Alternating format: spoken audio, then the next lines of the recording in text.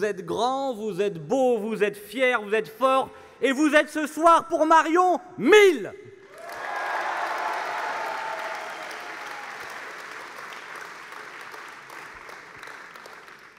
C'est beaucoup plus que les 40 pignoufs de l'URSS à côté.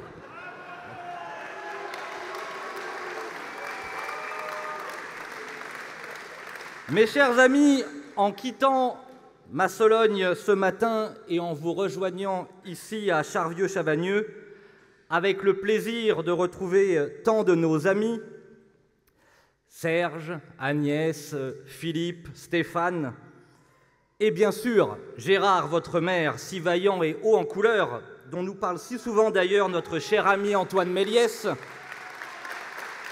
je repensais aux derniers jours qui ont secoué notre pays et notre continent. Les islamistes ont frappé Moscou, l'Europe chrétienne, et tué près de 150 personnes. Un proviseur est contraint de démissionner pour avoir fait respecter la loi contre une jeune fille qui voulait porter le voile à l'école. Nos églises ont dû être protégées par les policiers pendant tout le week-end de Pâques. Un migrant afghan entre dans une chapelle le vendredi saint en criant « Allah Akbar ». Et pendant ce temps-là, que fait notre gouvernement? Que font les députés?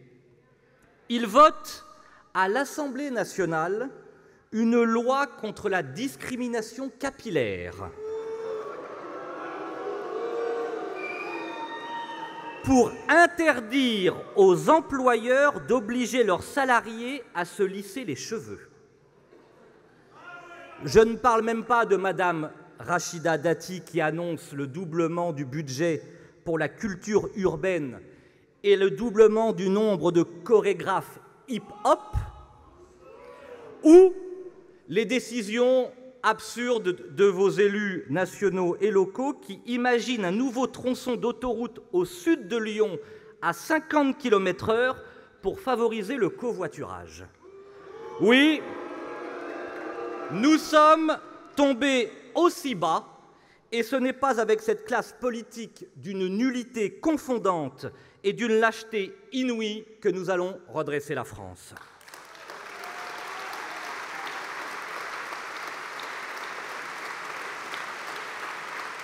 Vous connaissez la différence entre Reconquête et les autres. Les autres, quand ils prennent le micro, c'est pour parler et ne rien dire. Ils bavardent, ils blablatent, ils font du théâtre, ils mentent, ils jouent, ils font semblant. Ici, nous, quand nous parlons les yeux dans les yeux avec notre cœur et avec notre âme. Nous ne jouons pas avec la France. Notre patrie, à nous, ce sont nos villages, nos hôtels, nos tombeaux, tout ce que nos pères ont aimé avant nous. Pour eux, la patrie n'est qu'une idée, pour nous, elle est une terre. Ils l'ont dans le cerveau, nous, nous l'avons dans la peau.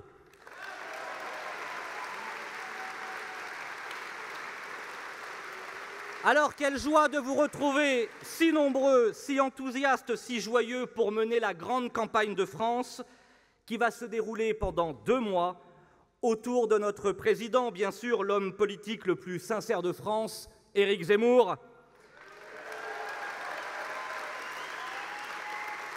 et autour de notre candidate tête de liste, la femme politique la plus courageuse de France, Marion Maréchal.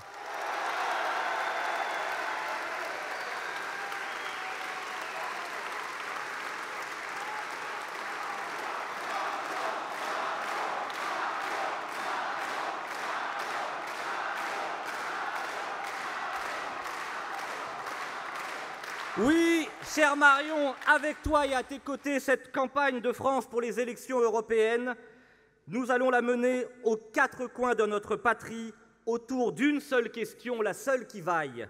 Quelle France voulons-nous léguer à nos enfants? Dans quelle Europe et dans quelle France voulons-nous vivre? Je suis donc venu vous parler d'un peuple qui ne veut pas mourir, d'un peuple qui n'en peut plus de l'immigration et des 500 000 étrangers qui entrent en France chaque année. D'un peuple qui n'accepte plus que 5 000 fichés S menacent la vie de 68 millions de Français. Que nos impôts payent pour l'assistanat sans limite et pour les lobbies LGBT sans pudeur. Je suis venu vous parler d'un peuple qui ne veut plus que les migrants du monde entier viennent loger dans nos châteaux, que nos paysans, après toute une vie de labeur, gagnent moins à la retraite qu'un étranger qui n'a jamais travaillé et qui touche l'ASPA. Je suis venu vous parler d'un peuple qui sait que les voyous sont des coupables, que les victimes sont des victimes, qui n'accepte plus qu'en 2023, 46 femmes aient été violées par des clandestins sous OQTF, que 2/3 des agressions sexuelles dans les transports en commun d'Île-de-France soient le fait d'étrangers, qui ne tolèrent plus que Lola et Thomas meurent sous les coups des barbares.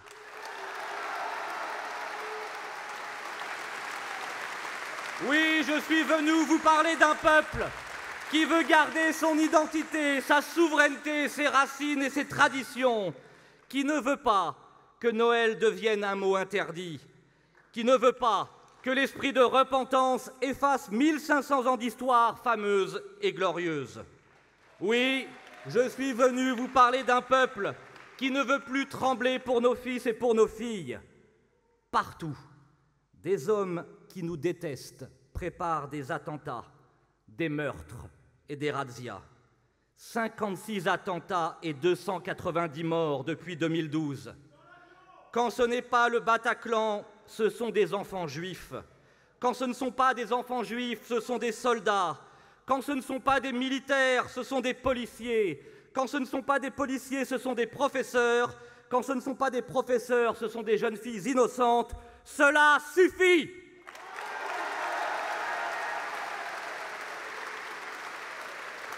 Ce danger porte un nom, dispose de soldats, organise la déstabilisation de notre pays quartier par quartier, ville par ville et maintenant village par village.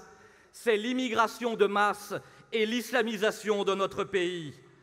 Et pour la première fois, ce danger a rencontré et épousé un débouché politique, un porte-parole politique, un parti politique, le parti de Jean-Luc Mélenchon, qui est le parti des immigrés et des islamistes.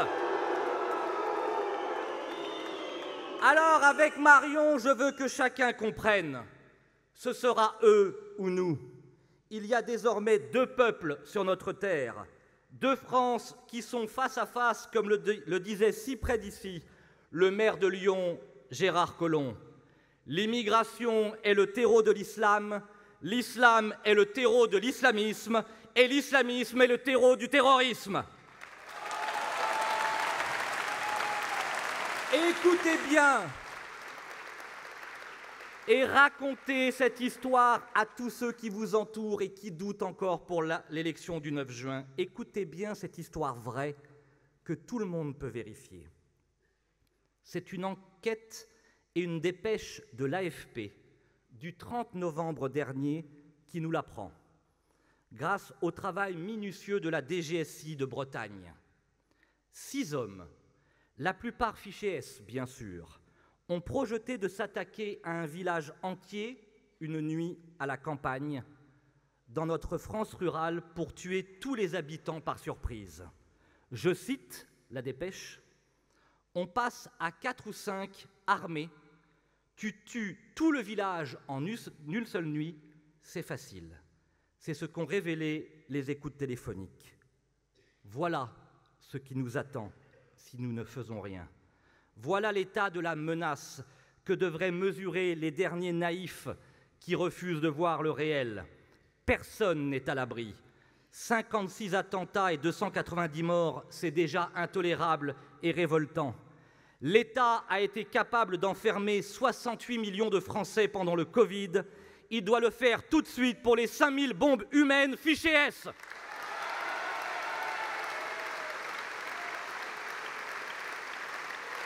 Avec nous, avec Marion, ce sera la prison ou l'avion, la prison pour les islamistes français, l'avion pour les islamistes étrangers.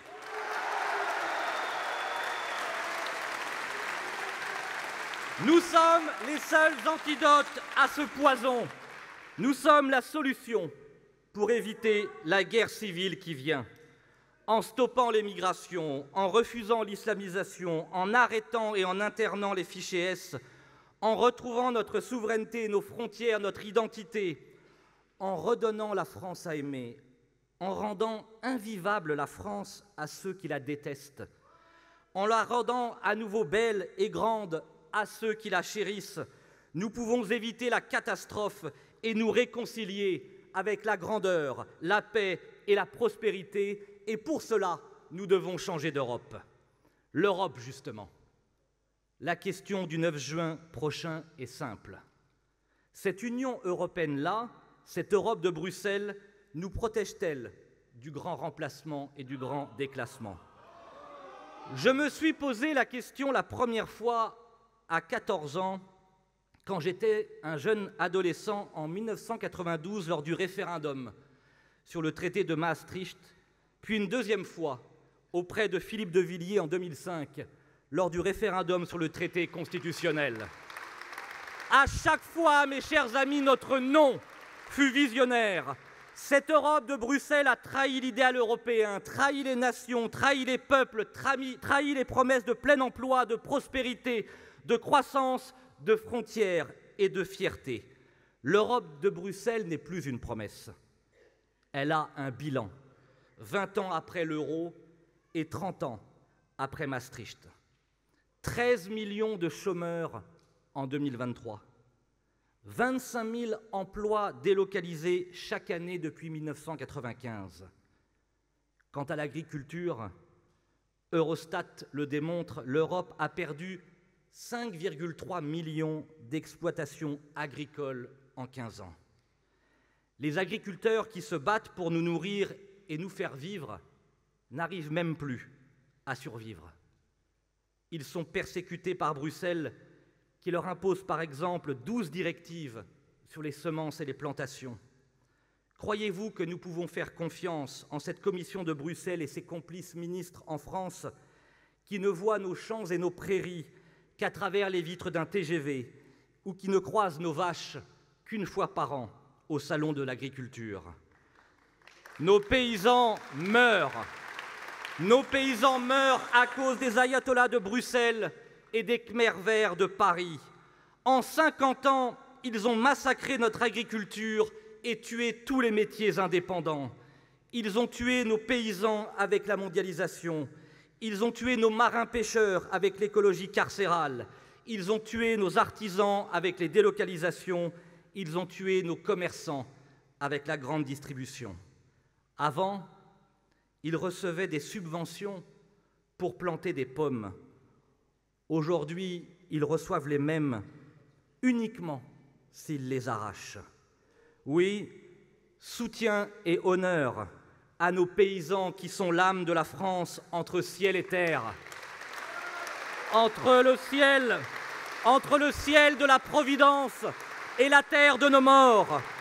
Cette France que j'aime, ces hommes et ces femmes qui se lèvent de bon matin, qui risquent tout et qui sont fliqués chaque jour par des gens qui, enfermés dans leur bureau, ne risquent jamais rien, par des lascars, comme disait Audiard, qui fixent le prix de la betterave, mais qui ne sauraient même pas planter un radis.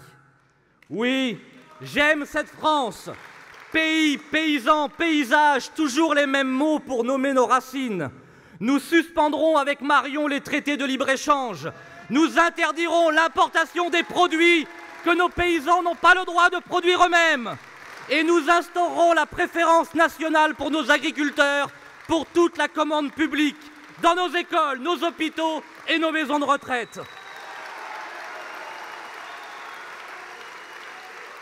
Et sur l'immigration, écoutez bien ce chiffre et allez porter cette parole auprès de tous ceux qui vous entourent. Pour la première fois de notre histoire en 2022, 1 million de demandes d'asile entrées en Europe, 330 000 clandestins, 3 millions de nouveaux étrangers installés légalement, soit en une seule année, 4 millions d'étrangers nouveaux dans l'Union européenne, 2 fois la ville de Paris, 5 fois la ville de Marseille, 8 fois la ville de Lyon, et surtout, comble du comble, pour la première fois de notre histoire, plus que le nombre de bébés et d'enfants nés dans toute l'Union européenne. N'oubliez jamais que c'est la démographie qui fait l'histoire. Tel est le bilan de l'Union européenne. Alors, le 9 juin, vous aurez à répondre à 3 questions.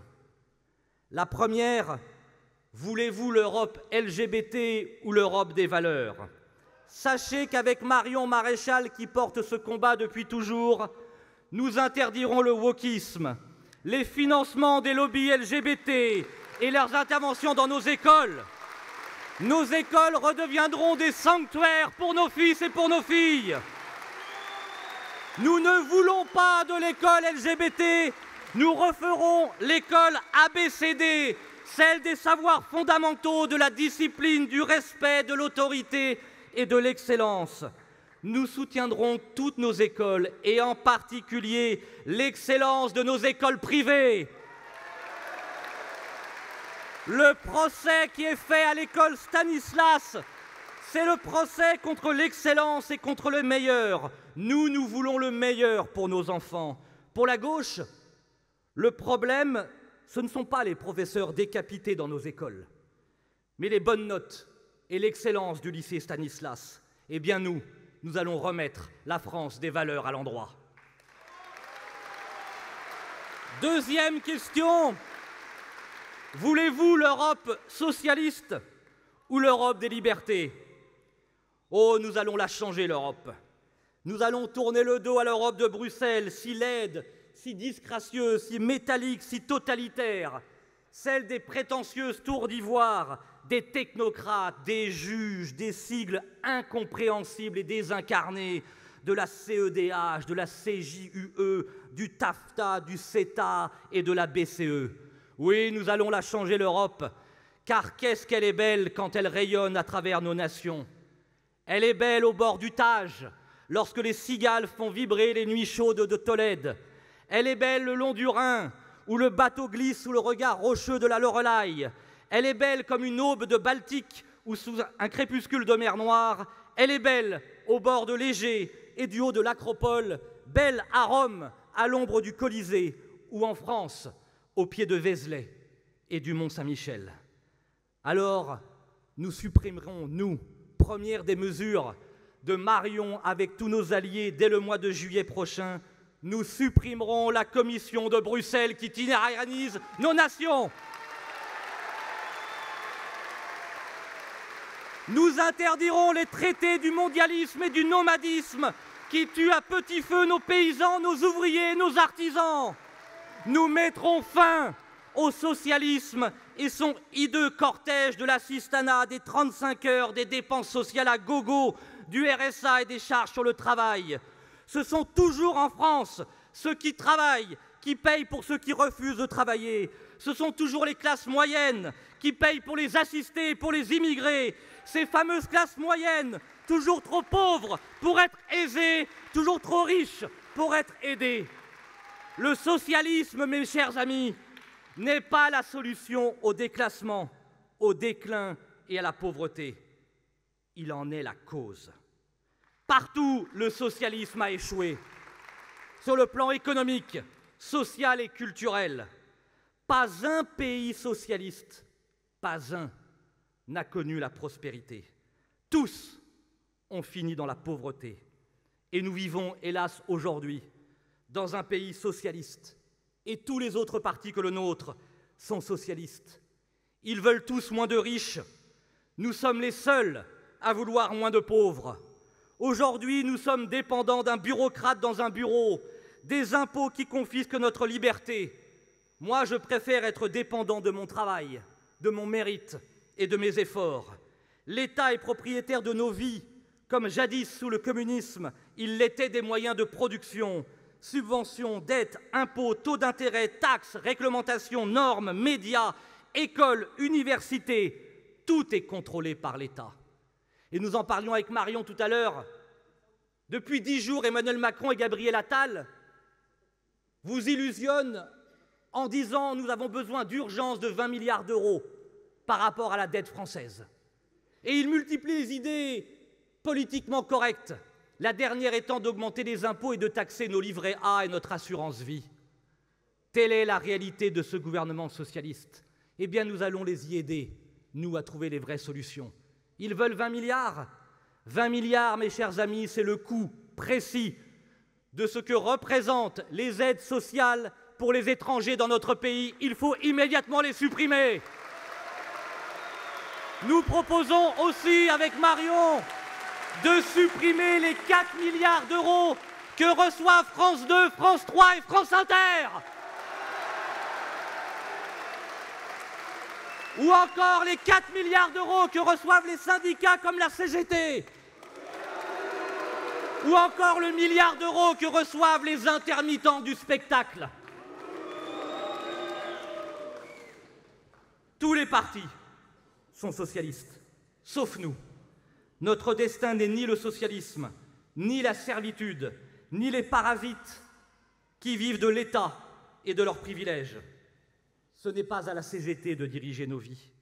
La CGT, vous savez, ce syndicat qui vient de déposer un préavis de grève de 1000 ans, ce syndicat d'assistés qui reçoit 20 millions d'euros par an de nos impôts, oui, au final, vos impôts, qui payent 4 milliards par an d'aides directes et indirectes aux syndicats français qui représentent à peine 8% des salariés. Alors je le dis, et Mario m'en parle tous les jours, aux entrepreneurs, aux agriculteurs, aux artisans, aux infirmières, aux assistantes maternelles, à tous les travailleurs abandonnés par la gauche, à tous ceux qui se lèvent tôt, vous êtes nos héros et Reconquête est à vos côtés.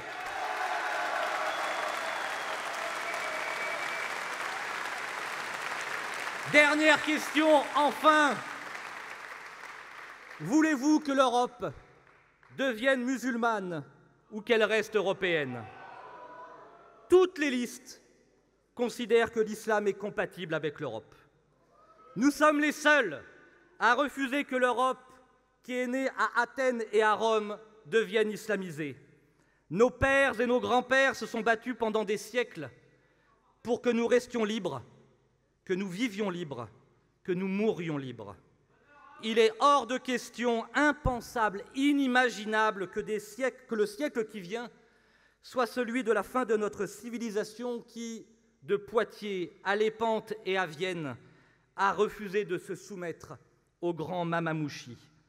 Nous sommes les seuls à défendre une politique de remigration, c'est-à-dire d'expulsion des chômeurs étrangers de longue durée, des fichés S, des clandestins et des étrangers délinquants sur notre sol, comme le fit d'ailleurs un prix Nobel de la paix, M. Barack Obama, qui lui expulsa 2 500 000 étrangers pendant les 8 années de son mandat. Ce que Barack Obama a fait pour les États-Unis, Marion Maréchal le fera pour la France et pour l'Europe.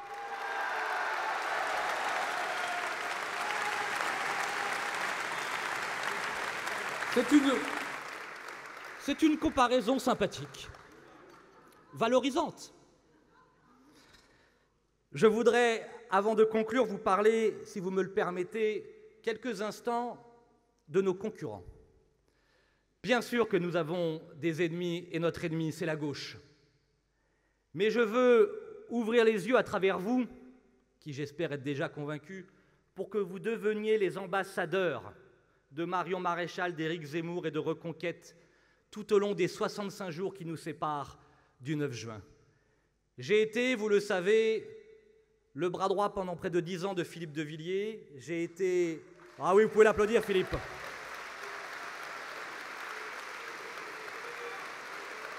J'ai voulu, comme tant d'entre vous, avec l'accord de Philippe d'ailleurs, essayer de convaincre le grand parti de droite de l'époque, à travers la droite forte, de revenir à ses fondamentaux en cessant de trahir les électeurs. Et je veux vous convaincre de ne pas vous égarer dans le vote pour les Républicains.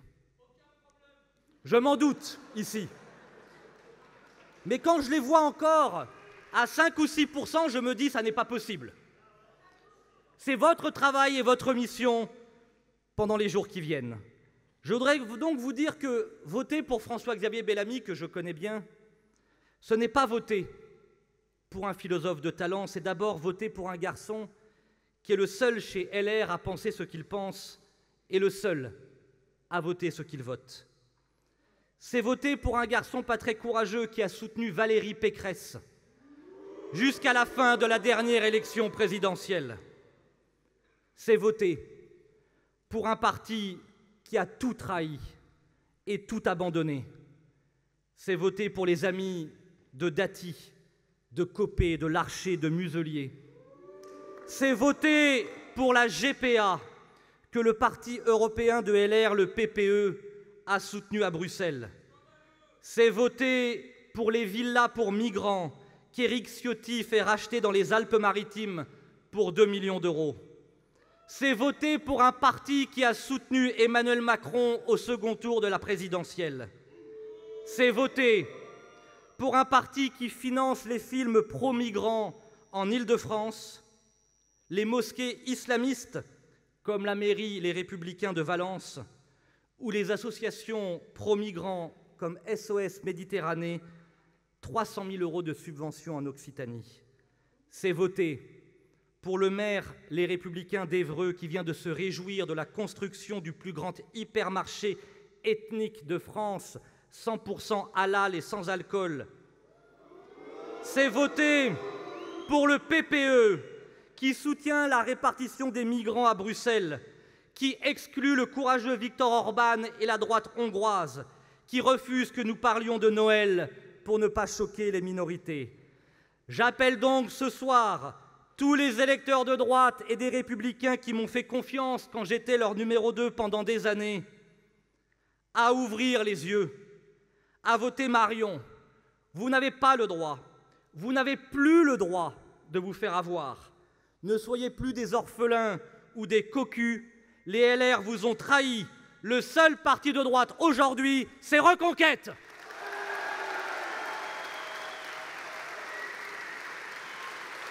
Je voudrais aussi, en un mot, vous parler d'un homme qui n'est évidemment pas notre adversaire, mais que pour vous donner de la force pour que vous alliez convaincre, là encore, ceux qui pourraient se tromper le 9 juin.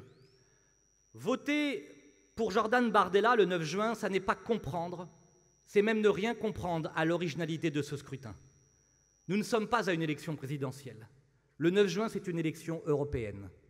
Le seuil de qualification pour obtenir des élus, c'est 5%.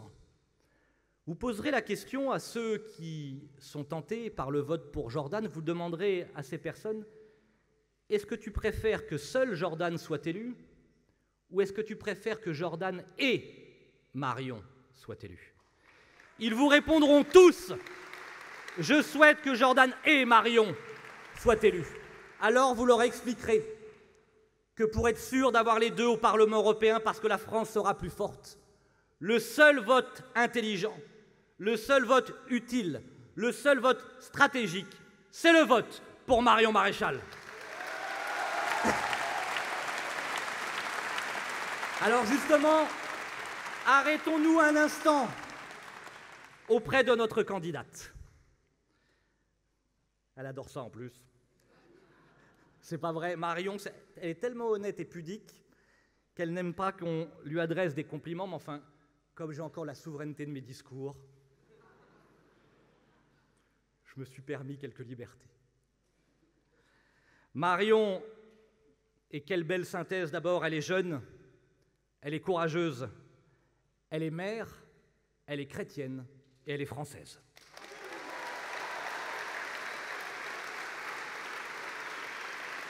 Elle est la meilleure, et de très loin pour au moins 3 raisons.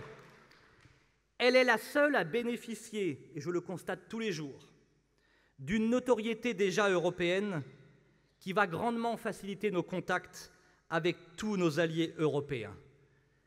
Dites bien là encore à vos amis pour le 9 juin. Il sera Moi, je vis à la campagne, donc je suis un très lève-tôt. Enfin, vous avez le droit de vous lever à 7h30 le 9 juin.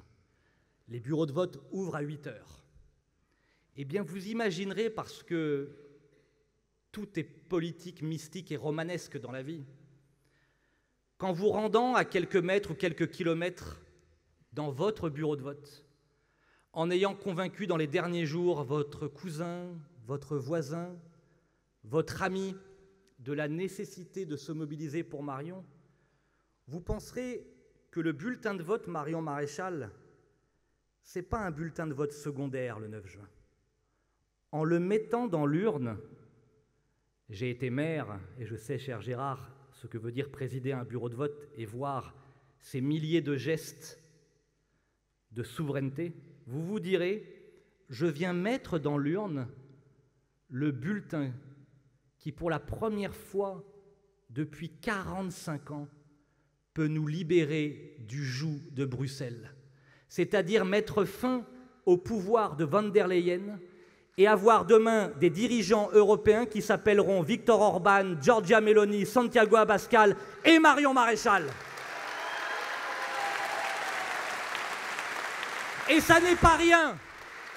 Ça n'est pas rien que de bouter hors d'Europe von der Leyen parce que les conséquences sont immédiates. L'Europe, c'est 80% des lois qui régissent notre quotidien. Ça veut dire que Marion au pouvoir avec nos alliés européens, c'est immédiatement la création d'un blocus militaire naval en Méditerranée pour stopper l'immigration. C'est la fin de la Commission de Bruxelles. C'est la fin du pacte vert et des illuminés de l'écologie. C'est très concret pour nos familles et pour nos vies. La deuxième raison, et ça compte, dans ce monde politique affligeant, elle est la seule à n'avoir jamais varié, ni changé, contre l'immigration, l'islamisation et l'assistanat. Elle est la seule à être politiquement courageuse, économiquement de droite et fermement patriote. La seule à vous parler sans reniement, sans se soumettre, sans honte, à la fois de l'islamisation et de l'assistanat, qui sont les deux maux qui rongent notre pays. Enfin, dernière raison, je l'ai dit, je persiste et je signe, c'est mon caractère. Elle est maman.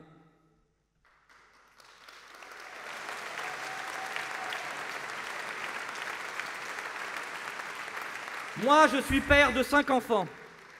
Je ne juge en rien, je vous le dis, les politiciens qui n'en ont pas. Chacun fait comme il veut et comme il peut. Mais j'assume de répéter encore et encore que je ne veux pas être gouverné uniquement par des hommes sans enfants. Je dis simplement que lorsqu'il s'agit de déclencher une guerre mondiale ou lorsqu'il s'agit de protéger coûte que coûte nos enfants de l'insécurité, de l'immigration ou des lobbies LGBT, avoir des enfants peut permettre, parfois, de préférer la sagesse à la légèreté, le courage à la lâcheté. Qu'est donc devenu notre pays?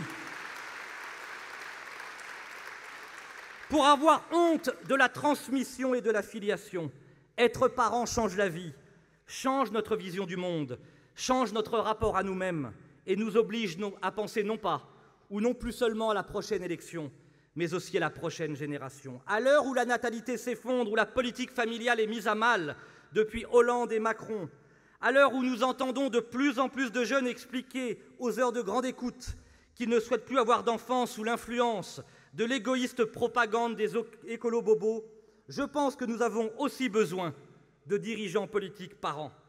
Ce n'est pas rien que nos deux plus hauts gouvernants, le président de la République et le Premier ministre, n'aient pas d'enfants.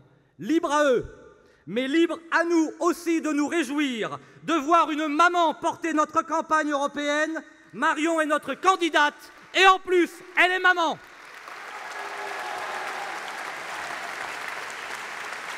Et vous le verrez, plus encore que les femmes, ce sont les mamans qui sont les héroïnes de notre temps. Alors la France est un vieux pays, un très vieux pays, un pays surnaturel, spirituel, métaphysique, qui va chercher dans le miroir de ses anciennes sagesses de quoi toujours se relever. C'est par le tronçon de l'épée parfois, par la pensée française toujours, que le miracle renaît. Si tu l'aimes, la France, si tu l'aimes, Marion, apprends que revenir vainqueur, c'est l'unique moyen de regagner son cœur, chantait Corneille et le Cid. Le soleil est chaque jour nouveau et la vie commence toujours demain. Nous ne nous battons pas pour des prébendes, des privilèges ou des passe-droits. Nous sommes les seuls à nous battre pour que la France reste la France et que l'Europe reste l'Europe. Alors au travail pour convaincre, convaincre encore et vaincre enfin. Vive le Rhône, vive les Alpes, vive Éric, vive Marion, vive la République et bien sûr, vive la France!